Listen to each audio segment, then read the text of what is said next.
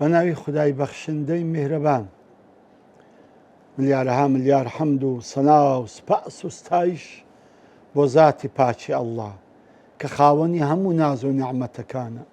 درود و سەڵات و سەلام بڕژێ بەسەر جانی پاچی پێشەوامە، نوری چاو و تاجی سەرمان محەممەد المستەفا صلى الله عليه وسلم، و لەسەر یار و یاوەرانی و لەسەر شوێن کەوتوانی تا ڕۆژی دوایی. خۆشەویستانم، ئازیزانم، سەلام و ڕەحمەت و میهرەبانی خوای گەورە برژێ بەسەر دڵ و دەرونی هەمومان. خۆشحاڵم ئەو جارش لە بەرنامەکەی خۆتان ڕێگای گەیشتن بە خزمەت ئێوە گەیشتمەوە. خۆشەویستانم، گوتمان ئەبێ بەخەبەر بین، ئەبێ بەخەبەر بین.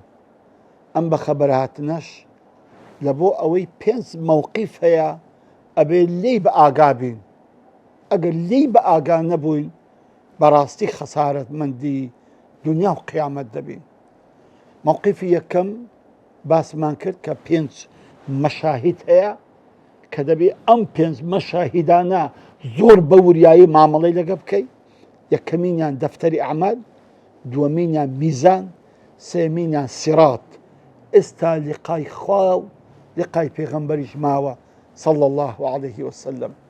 ئازیزانم، واللهی قەسەم بە ئەڵڵا ناخۆشترین شت ئەوەیە کە ڕووبەڕووی خوای گەورە ئەبیەوە بەو هەموو گوناحەوە، بەو هەموو ڕوڕەشیەوە، بەو هەموو خەجاڵەتیەوە، بەو هەموو بێ ئەمری خوای، بەو هەموو بێ سەروبەریەی چۆن جورئەت ئەکەی بەرامبەر خوای گەورە ڕاوەستی.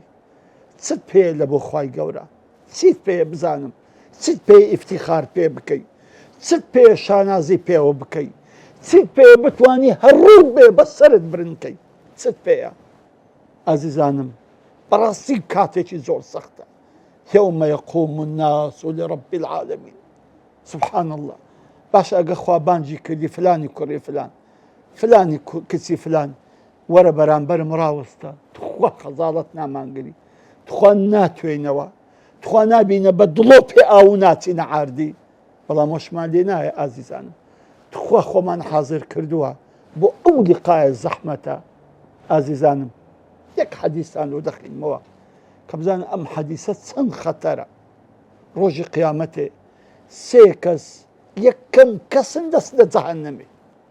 دەبی یا ڕەبی ئەوانە مجرم بن، ئەوانەی کە بە هەزاران کەسیان کوشتیا، هەزاران کەسیان ماڵوێران کردیا، دەبی چێ بن؟ ئەوانە جوو بن، دیان بن، فێرعەون بن، هامان بن، نەمرۆد بن، ئەوانە چێ بن؟ بە خەیاڵی خۆمان دەزانی چێن؟ ئەوانە یەکەم کەس جەهەنەمیان پێ مشەڕەف دەبێ. یەکەمینیان موجاهیدێکە کە خوێنی خۆی لە شەڕی ئیسلام و کوفردا ڕێژتووە. دووەمینیان خێرکارێکە کە بەڕاستی شەو ڕۆژ خێری کردووە. سێمینیان زانا و قورئان خوێنێکە کە بەردەوام خەریکی علم و زانست و قورئان بووە. چۆن دەبێ ئەوانە یەکەم کەس بچنە جەهەنەم؟ چۆن دەبێ؟ ئەوانە دەبێ ئەهلی بەهەشت بن. ئێستا دەبێ ئەوانە ڕابوەستن شەفاعەت لە بۆ خەڵک بکەن، خەڵک لە جەهەنەم قوتار بن. ئەوانە بۆ خۆیان دەستنە جەهەنەم، بەڵێ بۆ خۆیان دەستنە جەهەنەم. داوەرە سەیری بکە ئەوانێک کە کاتێک مقابلەی خوا دەکەن چیان بەسەر دێ. ئەخە من ترسی ئەو ڕۆژە بە، ئەخە من ترس و بیمی ئەو ڕۆژەمە دەرم بە خۆمانی بۆ ئامادەکەین. بە هەستینەوە لەو خەوی غەفلەتە، بە هەستینەوە بە زدی بەڕێ بکەوین.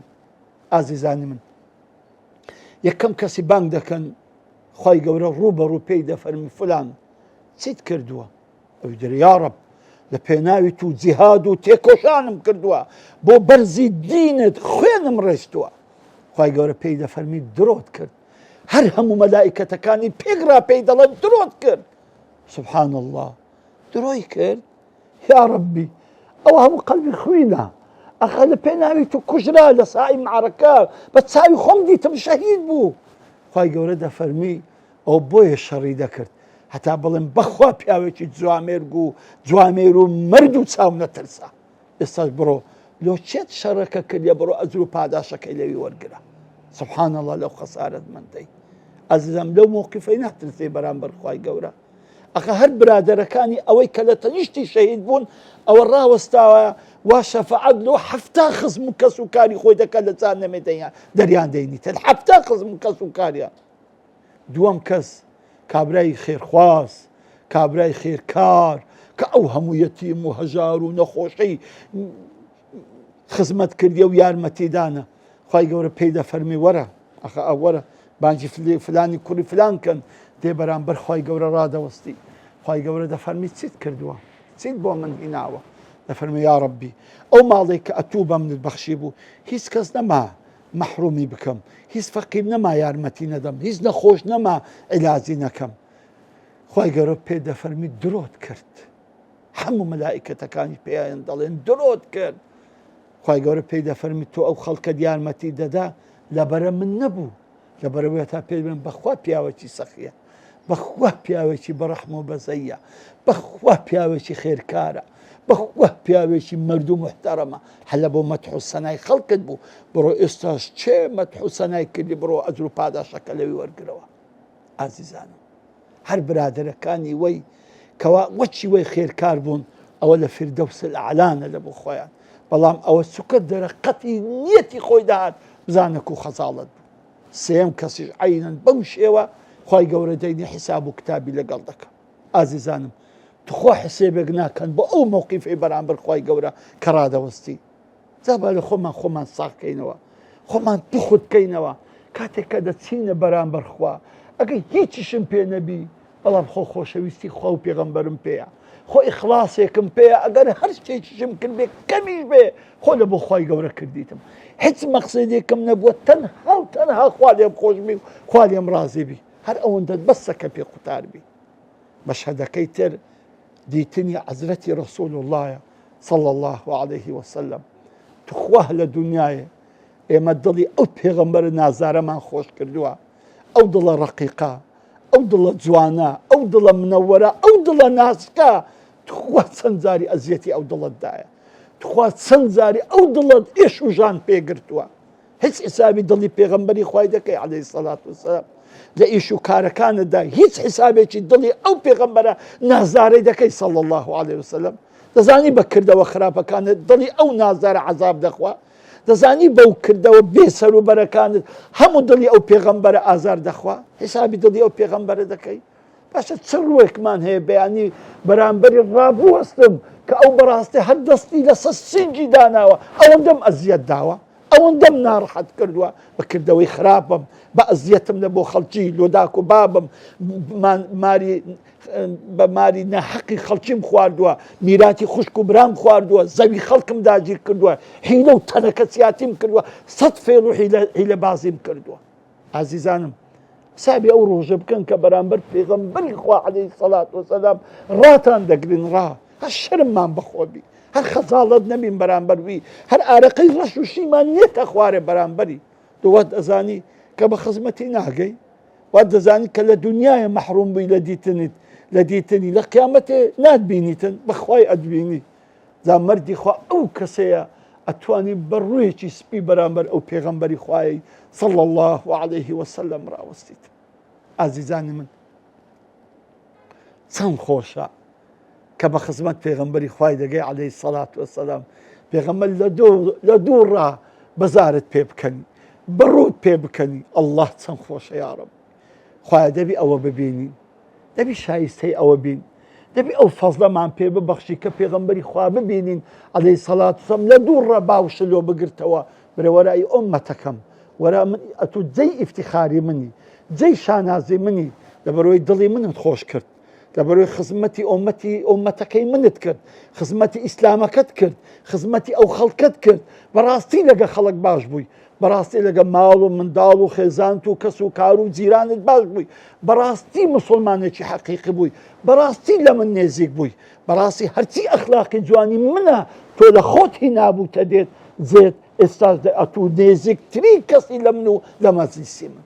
سبحان الله إن أحبكم إلي وأقربكم مني مجلسا يوم القيامة خۆشەویستترین کەستان لە دڵی من نێزیکترین کەستان لە مەزلیسی من لە من چێن ئەحاسینکم ئەخلاقا کە ئەوانی بەڕاستی ئەخلاقیان جوان بوو. دا ئازیزانم وە بکە ئەو پێغەمبەری خوای عەلەیهی سەڵات وسەلام بەڕوود پێ بکەنی دەوە بکە باوشە لۆ بکاتەوە نەوەک چاوی پێت کەوی و پشتت تێ بکە. ئاش یەکێک جغارە خۆر بوو گوتی جغارەم پێ تەرک نەدەکرا تیشەوەچان لە خەوداوەم زانی قیامەتە سبحان الله گوتی وەڵڵا هەستا بوومەوە ئەوە خۆڵەکەم دەسە شانم هەر دەتەکان زغارەکەم لەدەست بوو سبحان الله گوتی دیتم پێغەمبەری خوا هات عەلەیهی سەڵات وسەلام یەک کۆمەرە خەڵکی لە دوو بوو فەرمی وەڵڵاهی ساوی بە زغارەکەی کەت یەکسەر ڕووی لێ وەرجێڕام کە بە خەبەر هاتم تم بحقی قورآن پێغەمبەری خوا عەلەیهی سەڵات وسەلام لەو فعلەی من ناڕازیە ڕاست زغارەکەم شکاند و ئیتر تەرکم کرد و زارێکی کە نەچوومەوە سەر زغارەی. ئازیزان چەند کردەوە هەیە کە ئەو پێغەمبەرەوە دەکا عەلەیهی سەڵات وسەلام پشتت تێ بکە چەند کردەوەمان هەیە کە وە دەکا ئەو پێغەمبەرە عەلەیهی سەڵات وسەلام هیچ حیسابن لە بۆ نەکا کە ڕۆژی قیامەتێ هەر هەمووشمان محتاجی ئەوین هەموو خەڵک نەک هەر ئومەتی خۆی لە ئادەمەوە حتا ئاخر نەفەر محتاجی ئەو پێغەمبەرەنە عەلەیهی سەڵات وسەلام هەمووی محتاجن هەموو هاوار دەکەن یا ڕەسوول الله بەس برێ خوای گەورە بەس شەفاعەت دەست پێ بکە بەس حیساب و کتاب دەست پێ بکاتن. ئازیزانم ئەو پێی دەرن مەقامی عوظما مەقامی گەورەترین مەقامە لە ڕۆژی قیامەتێکە بێن مەقام المەحمود کە ئەو مەقامەیە خوای گەورە دایناوە لۆ عەبدێک کە ئەو عەبدە تەنها خوای گەورە بەجێوی دەکا کە ڕۆژی قیامەتێ حەشر و حیساب و کتاب دەست پێ بکرێ ئی خەڵکەکەی کە لە پاش ئەوەی لە ناڕەحەتی و ناخۆشیی گەلک زۆردانە. ئازیزانن ئەوە هەر لە بەشی دووەمی بەخەبەر هاتنەکەی بوون. ئێستا دێنە سەر بەشی سێمی بەخەبەر هاتنەکەمان ئەویش ئەوەیە ئەو کەم تەرخێمەی من و ئەو غەم ساردەی من و ئەو خاوە خاوەی من دەتوانم ئەم لە ڕۆژی قیامەتێ نەجاتم ببی. ئازیزانم بەڕاستی ئێمە کەم تەرخەمین بەڕاستی ئێمە هیچ حسابێکی خۆمان ناکەین خۆمان بکرینەوە لە ئاگری جەهەنەم خۆمان نەجات دەین لە ئاگری جەهەنەم خۆمان نەجات دەین لە تووڕەبوونی خوا خۆمان نەجات دەین لە ناخۆشیەکانی مەحشەر خۆمان نەجات دەین لە کاتێک کە خوا لێمان تووڕە نەبی کە محەممەد المستەفا صلی الله عليه وسلم پشتمان تێ نەکا.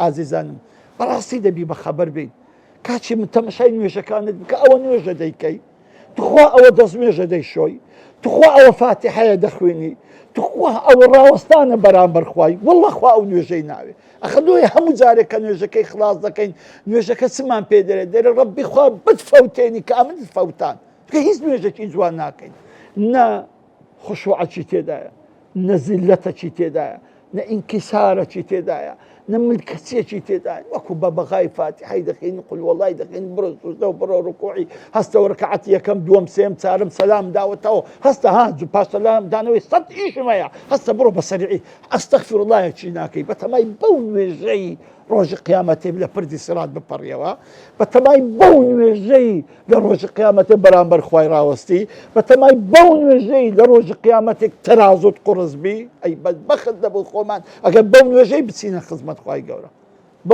بەو ڕۆژیانەی کە دەیگری بەو عیبادەتانی کە دەیکەی بەو ئیشە سەختە و پەختە و کلاوات و فێڵ و حیلە و شتانەی کە دەیکەی دەی ئەوها بچیتە خزمەت خوای گەورە. ئازان با ئەمە غەمێک لە خۆمان بخۆین ئازان با غەمێک لە قیامەتی خۆمان بخۆین دەیکەواتە وەرن با لەگەڵە من هەر هەمومان بەڕاست گۆیانە هەستین ئەو ڕێیە بەگرین ڕێگای گەیشتن بە نووری خوا گەیشتن بەڕاستی بە مەقامی ئیحسان بە مەقامی مشاهدە گەیشتن بە نووری خوا گەیشتن بە لیقای محەممەد المستەفا صلی الله عليه وسلم گەیشتن بە بەهەشتی فردەوس و خۆشەکانی ناو بەهەشت. تاکو دیدار بەخوای گەورەتان دەسپێرم. سەلام عەلەیکم وەڕەحمەتوڵڵاهی وبەرەکاتوه.